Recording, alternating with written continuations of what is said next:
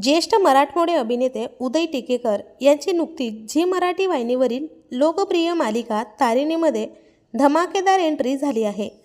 मालिकेत ते एका उच्चपदस्थ आणि ज्येष्ठ रॉ अधिकाऱ्याची भूमिका साकारत असून त्यांनी तारिणीला ऑपरेशन तिरंगा या महत्त्वपूर्ण आणि थरारक मिशनसाठी निवडले आहे। या दरम्यान मालिकेत मोठा थरार पाहायला मिळत आहे।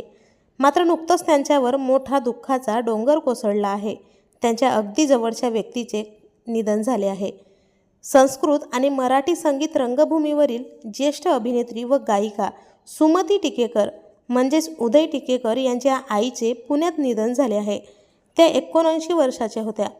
अभिनेते उदय टिकेकर यांच्या आई सुमती टिकेकर या जयपूर घराण्याच्या शास्त्रज्ञ गायिका होत्या। बालगंधर्वाची नाट्यपदे आणि गाण्यामध्ये त्यांची ख्याती होती। नाट्यसंगीतामध्ये दिलेल्या योगदानाबद्दल त्यांना अनेक प्रतिष्ठित पुरस्कारांनी सन्मानित करण्यात आले होते। संगीत वरदान, संगीत मान अपमान, संगीत शारदा आणि संगीत सौभद्र यासह अनेक गाजलेल्या संगीत नाटकात त्यांनी भूमिका बजावल्या।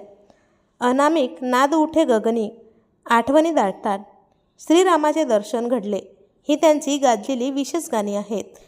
आईच्या अशा अचानक जाण्याने अभिनेते उदय टिकेकर यांच्या डोक्यावरील मायेचे छत्र हे कायमचे हरपले आहे।